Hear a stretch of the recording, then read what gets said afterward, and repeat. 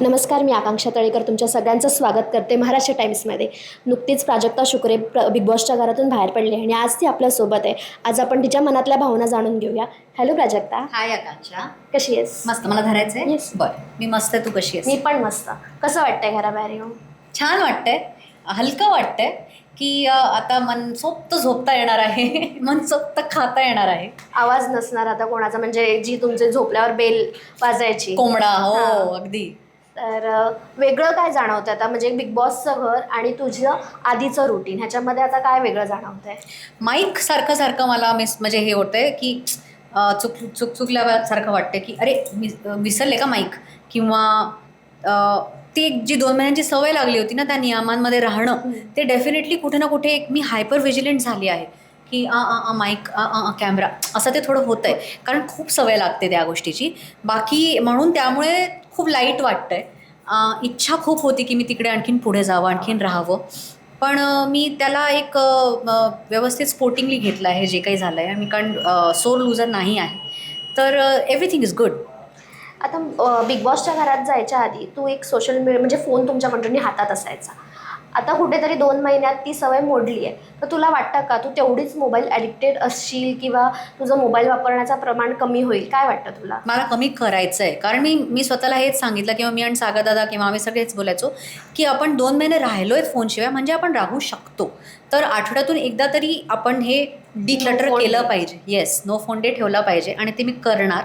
आणि आत्ता तरी माझी सवय बॅक टू फोन नाही झाली आहे. मला खूप आवडतं आहे ते फोन न यूज करणं, कारण ऑलरेडी डोक्यात एवढं एक इन्फॉर्मेशनचं ब्लास्ट झालं ना निघण्यानंतर. सगळ्यांना जाणून घ्यायचं ते कसं होतं, काय होतं, तर सगळ्यांशी इतकं बोलावं लागतं. तर मला असं वाटतं बाबा थांबा जरा, थोडं शांत, थोडं शांत. बाहेर आल्यावर सगळ्यात पहिला फोन किंवा पहिला मेसेज कोणाला गेला? माझ्या फ्रेंड्सला, जे माझे बिझनेस पार्टनर्स पण आहेत, रोहित दादा आणि वहिनीला ऑब्व्हियसली. आईबाबांशी बोलणं झालं, पण आईबाबा ट्रॅव्हल करतात तर त्यांच्याशी उद्या भेटणं होणार. तर दादा आणि वहिनीशी माझं भेटणं झालं. Okay. After big boss plan काय आहे?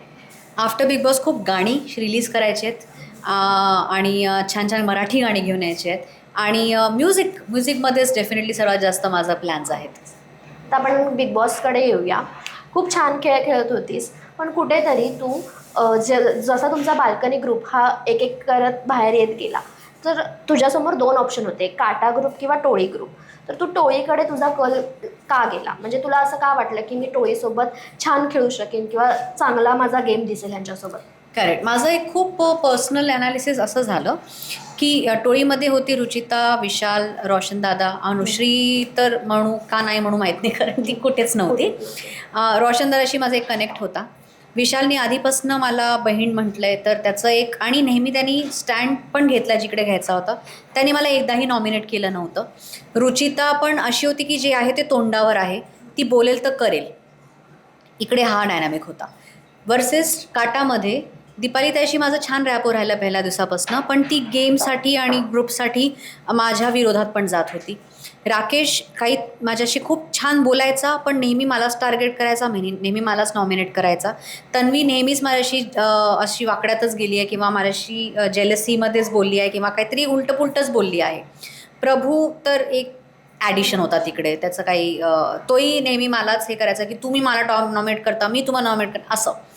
तर हे ग्राफ बघून मला असं वाटलं की जास्त माझ्यासाठी सोयीचं आणि क्लिअर राहील टोळीबरोबर राहणं. ॲटलिस्ट ते जे बोलतील तोंडावर बोलतील आणि करतील, असं नाही की बोलतात काही आणि करतात काही, जे राकेशनी माझ्याबरोबर केलं. म्हणून माझं सिलेक्शन खूप इझी होतं. ओके. आता मला सांग, जर तुला आम्ही एक ऑप्शन दिला की तुला टाईम मशीन दिली समज, आणि तुला पुन्हा बॅक टू बिग बॉसमध्ये जाऊन एखादा मुमेंट जो तुला पुन्हा रिक्रिएट करायचा आहे किंवा दुरुस्त करायचा आहे, तर तू कुठला करशील? ती चावी मी माझ्याजवळ ठेवेन जी चोरीला गेली, आणि दुसऱ्यांदाही मे बी मी रेवाशी चावी घेणारच नाही, कारण तो माझा स्वभाव नव्हता. ते एक मस्तीमध्ये सुरू झाल्यावर ते कधी सिरियस होऊन गेलं ते कळलंच नाही त्या मोमेंटमध्ये. त्या घरात असं क्षणात जे डायनॅमिक्स चेंज होतात ना गेममध्ये, ते कळतच नाही. तर हां, या 2 गोष्टी. तू तेव्हा विशालवर विश्वास ठेवून चुकलीस अशी कुठेतरी फिलिंग आली का तुला? म्हणजे आता तू बोलतेस की त्याने मला बहीण मानलेलं, पण कुठेतरी त्याने बहिणीलाच दगा दिला असं वाटलं का? नक्कीच वाटलं. माझा विश्वासाचा फायदा घेतला त्याने आणि मला त्या गोष्टीचं खरंच खूप वाईट वाटलं आणि मी त्याला एक्सप्रेस पण केलं आणि म्हणूनच त्याला आणि रुचिताला मी त्या उमेदवारीमध्ये सपोर्ट करत नव्हती आणि संकेतला करत होती. त्यांना सांगून, घरच्यांना सांगून की हे असं असं झालं म्हणून माझं सपोर्ट त्यांच्यासाठी नाही आहे. पुढे जाऊन डायनॅमिक्स चेंज झाले आणि पुन्हा मला माझ्या गेमसाठी गरज पडली आणि की कोणाशी तरी अलायन्स करायचं तर मे बी मी करणार, पण आत्ता तरी माझा ह्यांच्यासाठी सपोर्ट नाही आहे. राकेश, तुला बरेचदा आम्ही बघितलंय की तू शांत बसली असताना राकेश तुझ्याशी बोलायला यायचा आणि तुला एक छान समजावून सांगायचा की असं करू नकोस, तसं कर, आमच्यावर विश्वास ठेव. हे कट टू तेच तू विशालला जाऊन सांगायचीस की राकेश मला असं असं बोलला. तर कुठेतरी हा असं हे नव्हतं का मैत्रीत ट्रस्ट ब्रेक होतोय वगैरे? नाही.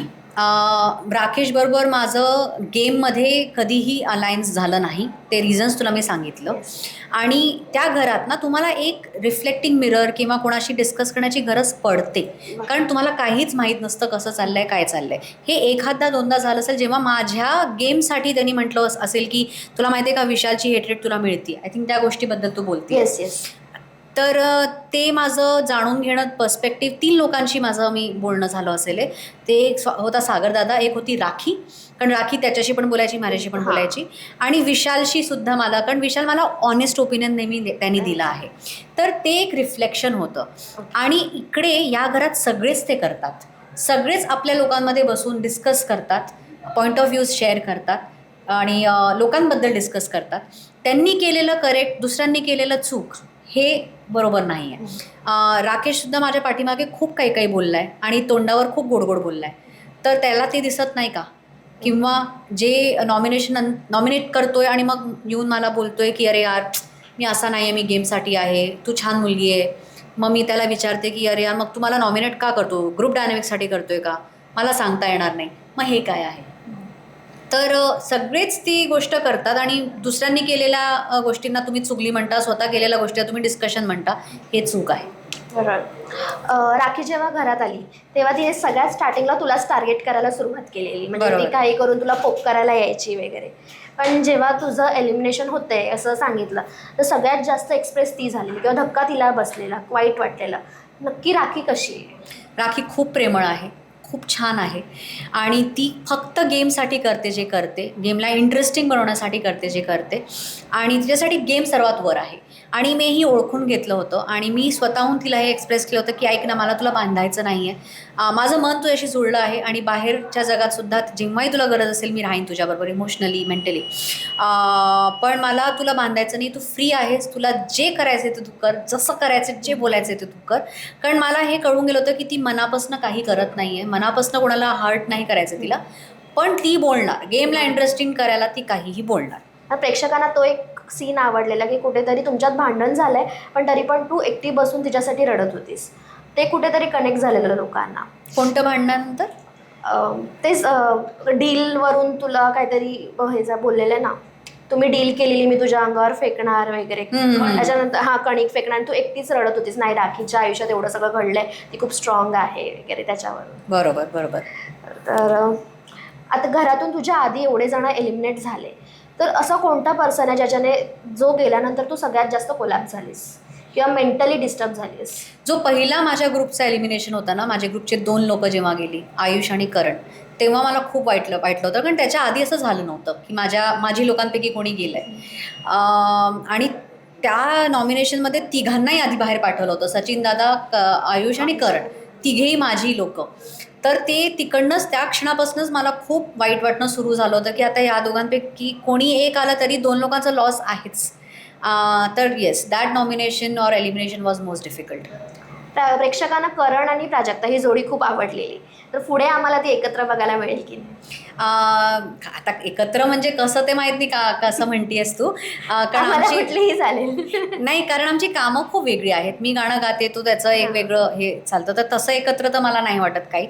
आमचं ग्रुपची फ्रेंडशिप नेहमीच राहणार, कारण ती खूप जेन्युनली आणि खूप नॅचरली बनली आहे. एक वाईब सगळ्यांची मॅच झाली आहे, तर ती राहणार. किती भेटू शकू की नाही ते मला माहीत नाही, कारण सगळ्यांची आपली आपली कामं आहेत आणि आता 2 महिन्यांचा सगळ्यांचा कामात गॅप आला आहे, तर सगळी ते कामामध्ये लागणार आहेत असं आहे. तर हां, ते मला माहीत नाही. ओके. तुला आता बिग बॉसमध्ये टॉप 3 म्हणून तू कोणाला बघतेस? टॉप 6 सांगते मी तुला. माझ्यासाठी राखी आहेच डेफिनेटली, विशाल आहे, सागरदादा असला पाहिजे अशी माझी इच्छा आहे, अनुश्री असू शकते, तन्वी आणि आरवी. ओके. मी तुला एक वाक्य सांगेन, ते तुला पूर्ण करायचं आहे आणि ते पहिलं कोण आहे म्हणजे तो पर्सन कोण आहे तो पण तुला सांगायचा आहे. ओके. तू नट म्हणून चांगला आहेस पण ... तू कोणाला त्या ह्याच्यामध्ये बसवशील आणि वाक्य पूर्ण कर. आरबीला, की तू नट म्हणून चांगला आहेस पण तू एक फ्रेंड म्हणून मला खूप कन्फ्यूज आणि खूप स्वतःलाही कॉन्ट्रॅडिक्ट केलं आहेस. तू कंटेस्टंट म्हणून मास्टर माइंड आहेस पण ... तू कंटेस्टंट म्हणून मास्टर माइंड आहेस विशाल, पण तुला माझी चावी मला देऊन द्यायची होती. तू माणूस म्हणून चांगला आहेस पण ...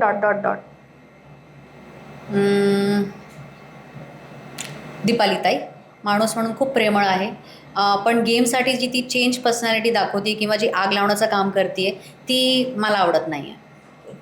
तू कंटेस्टंट म्हणून स्ट्रॉंग आहेस पण ... बोललेली लोकांपैकी ना संकेत, तू कंटेस्टंट म्हणून स्ट्रॉंग आहेस पण आय होप की तू आता करेक्ट डिसिजन्स घेशील आणि स्ट्रॉंगली पुढे जाशील. खूप मस्त मजा आली तुझ्यासोबत आणि all the best for your future. Thank you so अशी मच. छान छान गाणी आम्हाला ऐकायला मिळू देत. Thank you so much.